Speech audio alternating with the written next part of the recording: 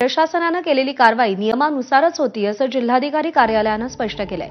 मुरुम उपशासाठी कोणतीही परवानगी घेण्यात आली नव्हती। ज्या 2 रस्त्यांसाठी मुरुम उपसा सुरू होता असं सांगितलं जातंय त्या रस्त्यांच्या वर्क ऑर्डरची मुदत आधीच संपलेली होती। गावातील तलावातून सार्वजनिक कामासाठी जरी मुरुम उपसा करायचा असेल तरी त्यासाठी तहसीलदारांची परवानगी घेणं आवश्यक असतं। मात्र कुरडू गावात झालेल्या मुरुम उपसा प्रकरणात कोणत्याही प्रकारची परवानगी घेण्यात आलेली नव्हती असं प्राथमिक चौकशीत दिसलंय। दरम्यान जिल्ह्यातील अवैध मुरुम वाळू उपसावरील कारवाई संदर्भात पालकमंत्री जयकुमार गोरे यांनी स्वतः व्हिडिओ कॉन्फरन्सिंगद्वारे बैठक घेतली आणि या बैठकीत अवैध वाळू मुरुम उपसा संदर्भात कारवाई सुरूच ठेवण्याच्या सूचना त्यांनी दिल्याची माहिती आहे। आफ्ताब शेख आपले प्रतिनिधी आपल्याला अधिक अपडेट देतील। आफ्ताब, पालकमंत्र्यांनी कसं लक्ष घातलं या प्रकरणामध्ये आणि काय वास्तव समोर आलंय?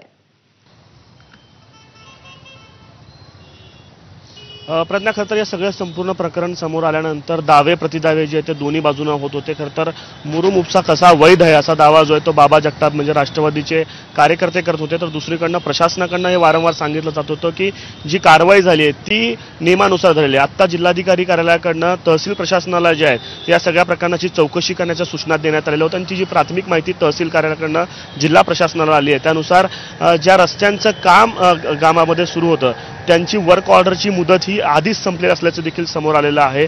आणि नियमानुसार जर गावातल्या सार्वजनिक काम जरी करायचं असेल आणि त्यासाठी मुरुम किंवा वाळू लागणार असेल आणि तो उपसा जर करायचा असेल तर तहसीलदारांकडून नियमानुसार परवानगी घ्यावी लागते। जरी त्यासाठी रॉयल्टी भरावी लागणार नसली तरी लिखित परवानगी जी आहे ती यासाठी घ्यावी लागते। मात्र या प्रकरणामध्ये कुठलीही लिखित परवानगी घेण्यात आलेली नव्हती, किंबहुना लेखी अर्ज देखील या प्रकरणामध्ये देण्यात आलेला नव्हता असे जिल्हा प्रशासनानं स्पष्ट केलंय। तर दुसरीकडे सोलापूरचे पालकमंत्री जयकुमार गोरे यांनी या सगळ्या प्रकरणामध्ये लक्ष घातलेलं आहे। त्यांनी आधी स्पष्ट केलं होतं की प्रशासनाच्या पाठीशी सरकार राहणार आहे, कोणताही दबाव जो आहे तो अधिकाऱ्यांवरती येऊ देणार नाही असं सांगितलं होतं। त्यामुळे त्यांनी काल VC घेऊन अधिकाऱ्यांशी पाठीशी असल्याचं मनोबल वाढवण्याचं काम देखील पालकमंत्र्यांनी या प्रकरणामध्ये केलेलं आहे। प्रज्ञा, आफ्ताब, धन्यवाद दिलेल्या सगळ्या सविस्तर माहितीसाठी।